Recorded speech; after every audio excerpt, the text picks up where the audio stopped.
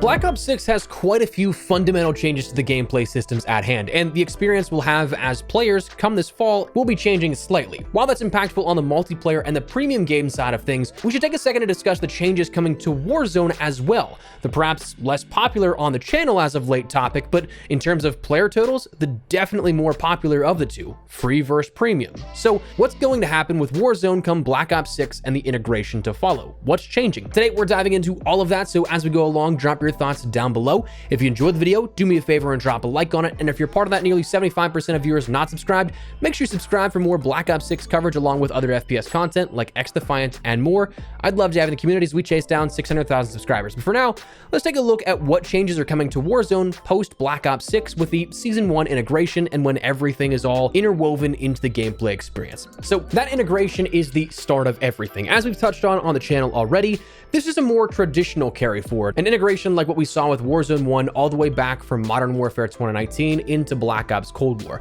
It was cool to have all your stuff carry over from Modern Warfare 2 to Modern Warfare 3, but that will not be the case with Modern Warfare 2 and Modern Warfare 3 into Black Ops 6 for universal continuity or whatever reason it is with that stuff. For the premium game at least, that won't carry over. In Warzone, it will. Everything that you're used to seeing carry over will indeed still be carrying over into Warzone, as it did with Black Ops Cold War, as it did in Vanguard, and then this year with Modern Warfare 3 into the Warzone 2.0 experience. This fourth integration won't be any different, so that means that you can expect to see the whole host of Black Ops 6 weapons, right now rumored to be right around the 50 mark at launch, which is going to be a hell of a grind for sure for all those camos, which, by the way, all those camos will be transferring as well. All attachments will be joining the roster of weapons related things, the whole host of operators and their cosmetics associated with them, all cosmetics like weapon charms, decals, calling cards, emblems, everything we've seen in the past will all be coming into the Warzone experience we have right now. This is now pretty standard when it comes to the Warzone integrations. Again,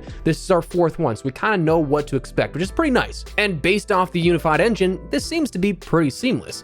I mean, Modern Warfare 3's integration into Warzone with Urzikstan sure had some issues, but definitely not nearly as bad as how things were broken with Black Ops Cold War, how things were broken with Caldera and the Warzone integration with Vanguard. So you can expect a at least better experience than the Warzone 1 era, but there is more that is coming to Warzone beyond just the weapons, camos, operators, and all that kind of stuff. In fact, we're going to see a massive mechanics update. It also has been confirmed that the foundational items will be integrated into Warzone's experience. And again, we've already seen this happen on one of our prior 3 integrations, where we ended up having the movement system of Modern Warfare 3 integrated into Warzone 2, or what they just rebranded again as Warzone. You're going to see that same tonal shift in the foundational framework of mechanics in Warzone this go around. So that means that things like Omni movement are going to be present. Again, that ability to sprint in any direction, 360 degrees, keeping that pace up. And this also by extension will allow for full slide and dive in any direction. We've already broken down those new mechanics in extensive detail, so don't want to go too far into that kind of stuff, but that also means things like supine prone are going to be introduced into Warzone, where you can end up diving and then rolling over various different ways on your back, not necessarily just always being on your stomach. You can be leaning on your back, your side, whatever the case. You're also going to see that new corner slice mechanic as a foundational piece to the mechanic set as well within Warzone, meaning that whenever you approach a wall or a doorway, you're going to slightly lean based off of various factors like the speed at which you approach that wall or doorway, the angle at which you approach that doorway, various different things that will then make it a sort of intuitive player movement based on speed, entry, and a few other factors. You're also going to see intelligent movement being able to be introduced, which is a accessibility feature that we talked about within Black Ops 6, where instead of having to button mash a bunch of different inputs, you're going to be able to just simply walk up to those and mantle, crouch through things, jump, stuff like that will just, again, be an intelligent movement system, stuff that you do not have to control, but the game will interact with immediately for you. You're also going to see animation updates, stuff we talked about where you're going to have 9 different hitboxes in regards to animation points, not hitboxes in terms of like damage, but in regards to where those animations for certain types of deaths, certain ragdoll effects, and everything like that will be coming from as well. So you'll have more of that all integrated as well. So mechanics are absolutely going to be a big part of this Warzone integration, and with how much has changed this upcoming year versus what we had, say, from Modern Warfare 3 compared to Modern Warfare 2, it is going to be a substantial update in that sense. But that's also not the only stuff we're going to see coming foundationally into Black Ops 6's Warzone, because as we've seen with every year prior as well, we're going to see a ranking system shift, which for the first time since Modern Warfare 2019, or rather since Black Ops 4 is when we saw it last, we're going to see the prestige system carry over into Warzone as well. As with every iteration of the Warzone integrations, we've seen some adjustments when it comes to ranking. MW19 had that terrible 100 levels each season and capped at that point. Cold War, we saw the seasonal prestige system where you automatically prestiged and then introduced 1,000 levels per season. Vanguard, we saw the same. Modern Warfare 2, we saw a whole reset with a 2.0 era that followed that seasonal prestige and cap of 200 levels. And we also ended up seeing Modern Warfare 3 with the same system again here in Urzikstan. Each year introducing the accompanying game's ranking system into the Warzone integration. So while it may be weird, it sure seems like that traditional prestige, by extension, is going to be transferring over into Warzone as well. What that means for Warzone, if anything, is yet to be understood. Like, I can't imagine we're going to have things locked again behind certain ranks. I wouldn't be surprised if the prestiges are something you can still consciously go into, but it doesn't affect your creative classes or anything like that in Warzone. But what it means for Warzone, again, we don't know, but we likely will see those 10 prestiges and upwards of level 1000 introduced into the ranking system after the integration. We're also going to see some map direction change here at this. Urzikstan, whenever it may go away, is likely going away based off of historical context. We're presumably going to be getting a new map with the integration, though historically it doesn't necessarily need to be right at the integration. Like, if that doesn't happen at Season 1, it won't be the first time. Warzone's history, we ended up seeing Verdansk 84 introduced in the spring of Cold War's year of support, so right now it's rumored we'll see a new map with Season 1 and that integration, which is rumored to be Verdansk in some capacity as the big map. What variation, if recognizable as one we've seen before, that's still up in the air, and we probably won't know until likely later on down the line.